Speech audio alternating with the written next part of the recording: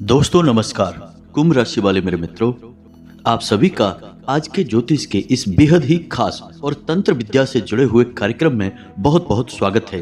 हृदय से अभिनंदन है। माता रानी आपकी हर मनोकामना पूरी करें और आपके जीवन में जो भी कष्ट और परेशानियां हैं उनका नाश करें। दोस्तों, आपका एक पुराना शत्रु है जो आप पर विशेष तांत्रिक क्रिया का प्रयोग कर रहा है, जिसे हम योनि तंत्र कहते हैं। जिस इंसान पर इस तंत्र का प्रयोग किया जाता है उस इंसान की 3 तरह से हानि होना प्रारंभ हो जाती है। और एक बात तो निश्चित है कि उस इंसान को चाहे जीवन में कुछ भी मिले या ना मिले, लेकिन उसे सुख का एक पल भी नहीं मिलेगा। जी हाँ दोस्तों, और हम आपको बता दें कि आपका यह पुराना शत्रु कोई पराया नहीं है, आपके अपनों में ही कहीं छुपा हुआ है।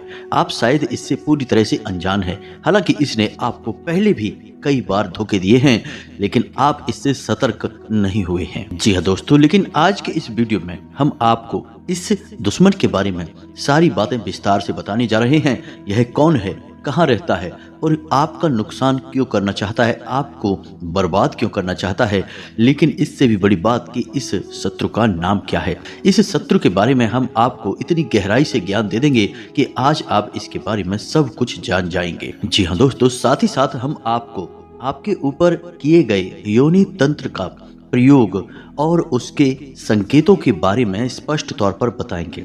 और ये संकेत इतने स्पष्ट और प्रामाणिक होंगे कि इनको जानने के बाद आपको निश्चित तौर पर यह भरोसा हो जाएगा कि आपके ऊपर यह तांत्रिक क्रिया की गई है। फिर सबसे महत्वपूर्ण बात दोस्तों कि वीडियो के अंत में हम आपको बताएंगे कि इस तंत्र की काट क्या है। कोई भी तांत्रिक क्रिया की गई हो उसकी काट निश्चित तौर पर होती ही है। बस हमें करना इतना होता है कि समय रहते इस काट का प्रयोग किया जाए तो यह बहुत अधिक प्रभावशाली होता है। अन्यथा देर हो जाने पर कभी कभी बहुत अधिक देर हो जाती है और फिर हम कुछ भी करें काट हो नहीं पाती है। तो ऐसे में हम आपसे बस यही चाहेंगे कि आपको इस वीडियो को पूरा देखना चाहिए।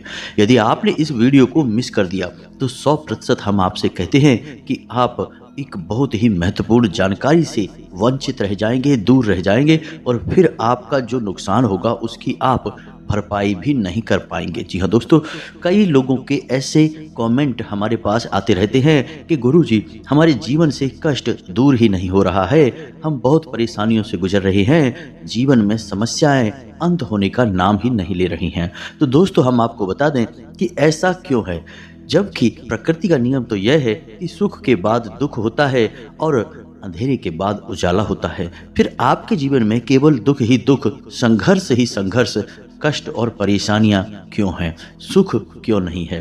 तो ऐसा इसलिए भी है दोस्तों क्योंकि आपके दोस्तों से कहीं अधिक दुश्मन होते हैं। और सबसे बड़ी बात यह है कि आपके जो शत्रु हैं, जो दुश्मन हैं, वो हमेशा छुपे हुए होते हैं, कभी उजागर नहीं होते हैं। तो आप उनके बारे में समझ भी नहीं पाते हैं और लोग आपके अपने बनकर आपको छलते रहते हैं, आपको ही जान से मारने के प्रयास करते रहते हैं।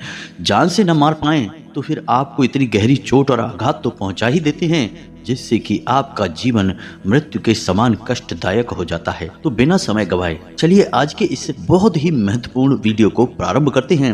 लेकिन इससे पहले आपसे एक निवेदन है कि कमेंट में पूरे भक्ति भाव के साथ, जैसे कि आप एक छोटे बालक हैं और माँ से आसरा मांग रहे हैं, शरण मांग रहे हैं, इस भाव के साथ पूरे हृदय से जय माँ भद्रकाली रक्षा करो, जय माँ भद्रकाली रक्षा करो, ऐसा 3 बार लिखें।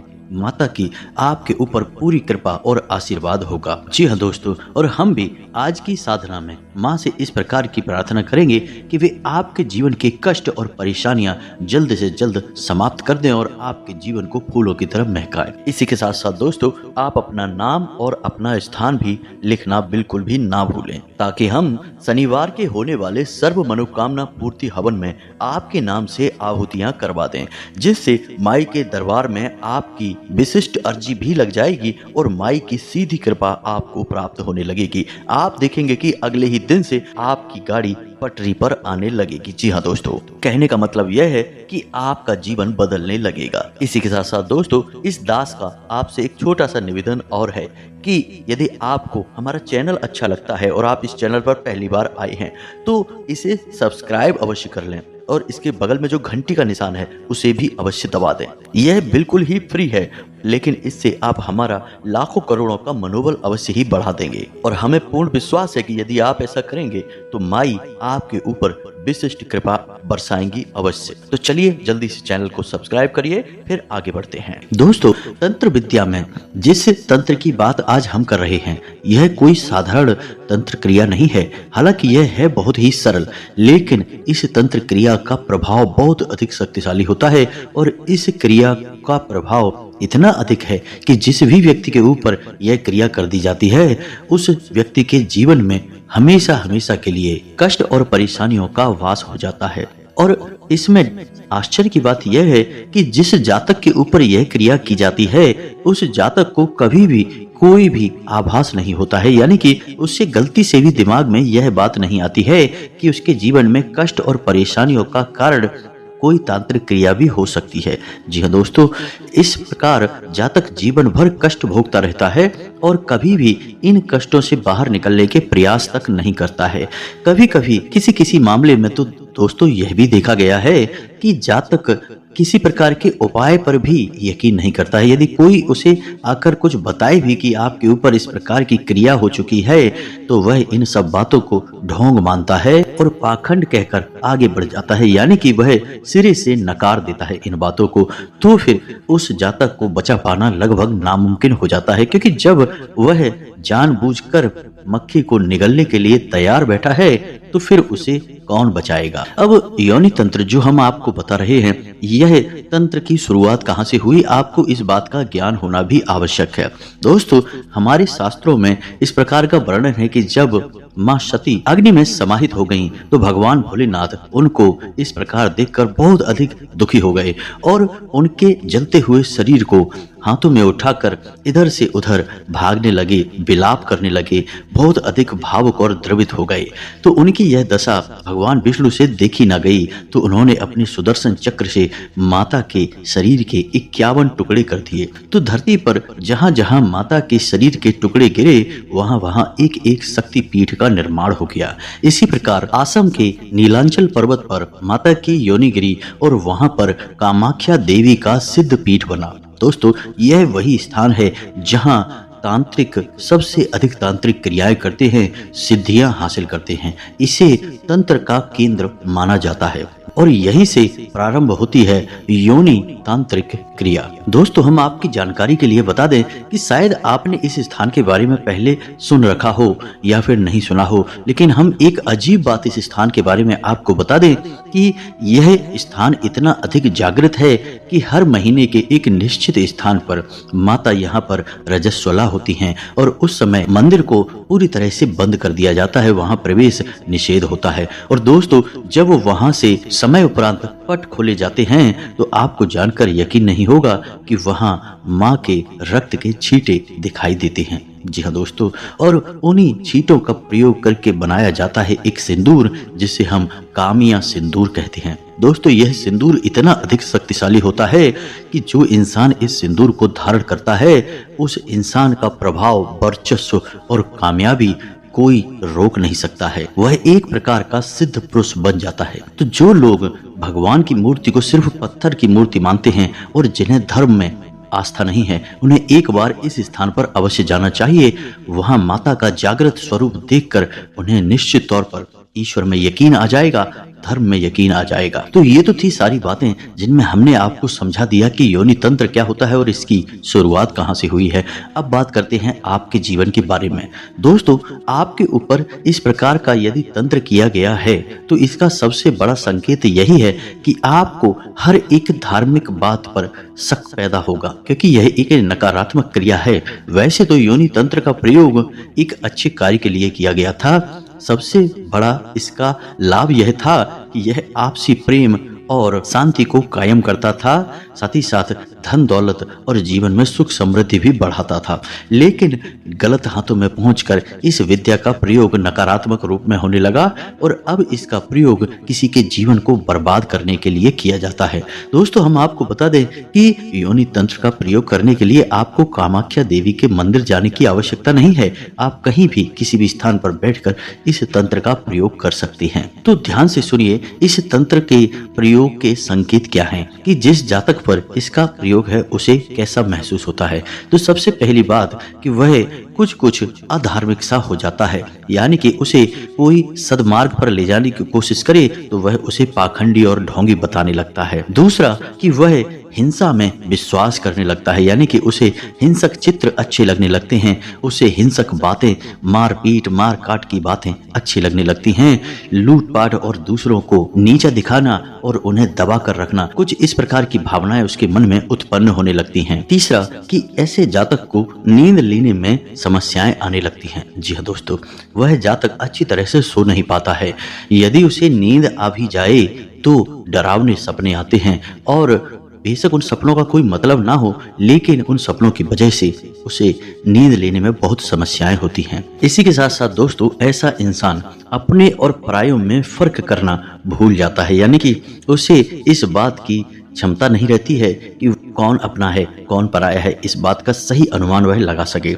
इसका परिणाम यह होता है कि वह इंसान हमेशा धोखे खाता है, हमेशा परेशान रहता है, दूसरों के द्वारा हमेशा उसका दुरुपयोग किया जाता है। आर्थिक स्थिति की बात की जाए तो ऐसा जातक पैसे कमाने के लिए बहुत अधिक संघर्ष करता है, यानी कि उसे बहुत मेहनत करनी पड़ेगी, तब जाकर उसे बहुत कम धन लाभ होगा। और दुख की बात तो यह है कि जब वह जैसे तैसे कमाकर पैसे अपने पास लेकर आएगा, अपने घर लेकर आएगा, उस पैसे का भी सदुपयोग नहीं कर पाएगा।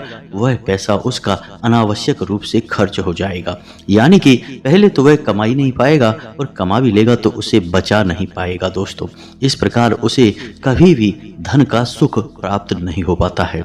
बीमारियों में, फिजूल खर्चियों में उसका पैसा लगातार खर्च होता रहता है। कभी कभी ऐसा भी देखा गया है कि जातक गलत कार्यों में पूरी तरह से लिप्त हो जाता है, जैसे कि वेश्यावृत्ति, जुआ या फिर शराब।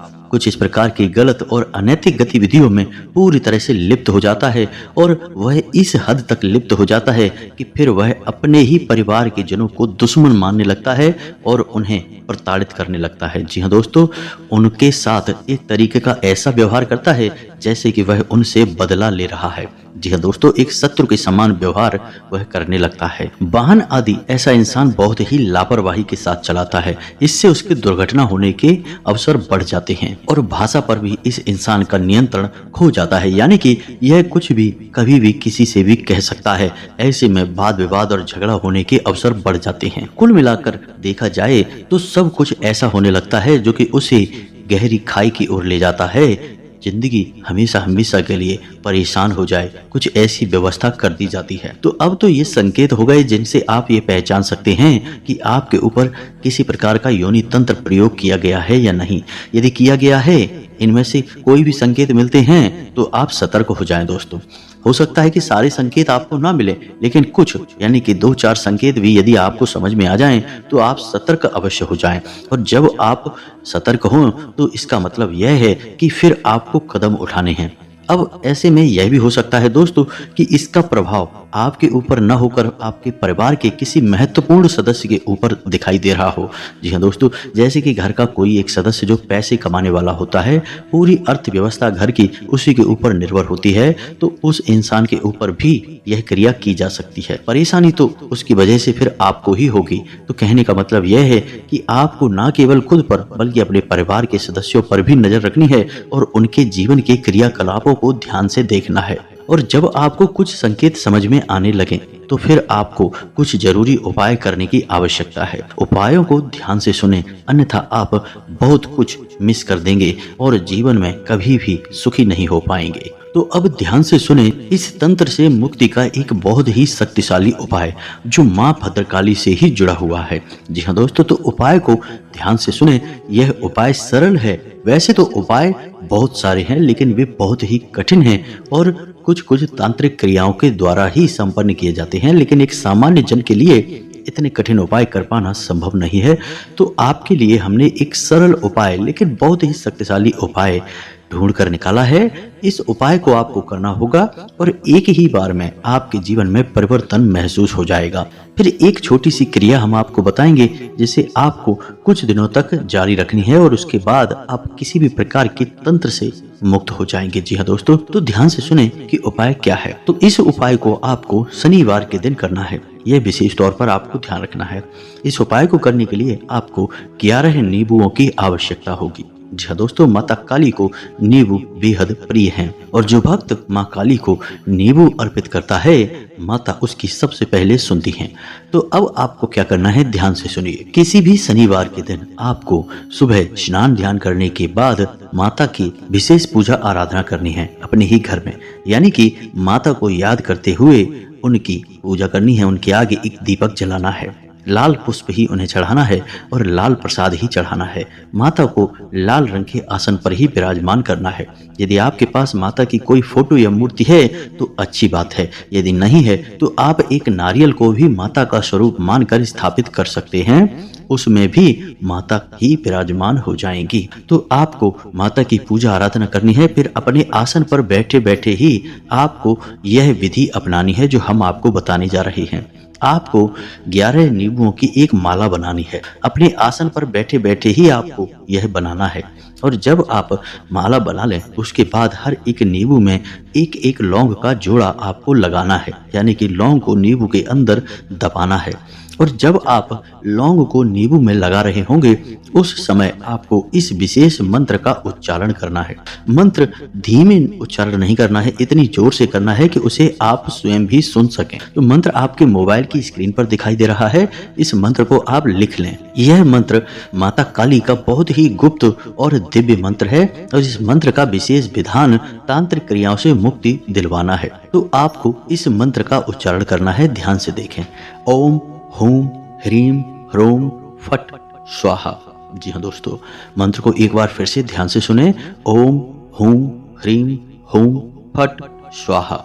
जी हाँ दोस्तों, इस मंत्र को आप याद कर लें और हर एक लौंग के साथ इस मंत्र का उच्चारण करना है। जी हाँ दोस्तों, कुल मिलाकर 11 नींबुओं में 22 बार इसका उच्चारण होगा। फिर इस नारियल को जो आपने माँ काली के नाम से स्थापित किया हुआ है, इस नारियल को और इस नींबू की माला को लेकर आपको माँ भद्रकाली के या माता काली के, काली या भद्रकाली एक ही हैं दोस्तों, तो आपको माता काली के मंदिर चले जाना है और वहां पर आपको माता को यह माला पहना देनी है। जी हाँ दोस्तों, जब आप इस माला को माता को पहनाएं तो अपने मन में कुछ इस प्रकार के विचार लाते रहें कि आपके ऊपर जिस भी प्रकार की तांत्रिक क्रिया की गई हो, माता आप उस क्रिया की काट कर दें। अब हम आपकी शरण में हैं, बस आप ही हमारा उद्धार करें। निवेदन करें, माता से चर्चा करें और अपने जीवन की समस्याओं के बारे में उन्हें खुलकर बताएं।